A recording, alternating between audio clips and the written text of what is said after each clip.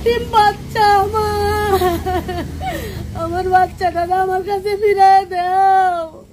তোমাদের কাছে আমি ভিক্ষা চাই, আমার সন্তানটারে আমার সবাই সহযোগিতা করো। আমার মারে আমার কাছে ফিরায় দাও সবাই। আমি একজন অসহায় মা, কিছুই করতে পারি না। আমার মারে আমার কাছে ফিরায় দাও। এই দেখো আমার মা অনেক কষ্ট করে আমার মারে আমি লেখাপড়া করাই, কাজ করি, কত কি করি আমার মার জন্য লেখাপড়া করাই। আমার মা বলছে যে মা আমি লেখাপড়া করে মা চাকরি করবো মা, আমি তোমার বাসা থাকবো মা। এখন আমার মা কই আছে? আমার মারে সবাই আমার সহযোগিতা করেন, আমার মারে আমার বুকে ফিরায় দেন। দেশবাসী প্রবাসে ইন্ডিয়া ভারত যেখানেই থাকেন, প্রশাসন রাষ্ট্রীয়ভাবে আমার পাশে থাকেন সবাই।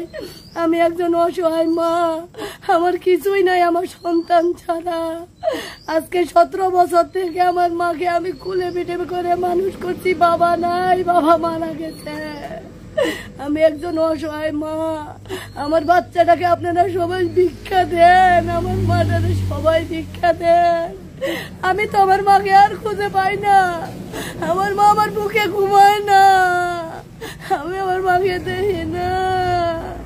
সবাই আমার সহযোগিতা করেন, দেশের সরকার, রাষ্ট্রীয় যেখানে থাকেন বাবা মা ভাই বোন সবাই আমার সহযোগিতা করেন। আমার মেয়েটাকে আমার মা এখানে শুয়ে থাকে, এখন তো আমার মাকে আমি পাই না, এখন আর আমার মাকে পাই না। আমার মা এখানে শোয়, এখানে আমার মার বাসা আমি শুই, এখন আমার মাকে পাই না। আমার ঘর দেখেন, সব দেখেন, আমার কিছুই নাই।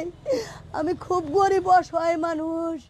আমার বাচ্চাটা এতিম, এতিমের সহায় হন সরকার, রাষ্ট্রপতি, আপনারা আমার মেয়েটাকে উদ্ধার করেন।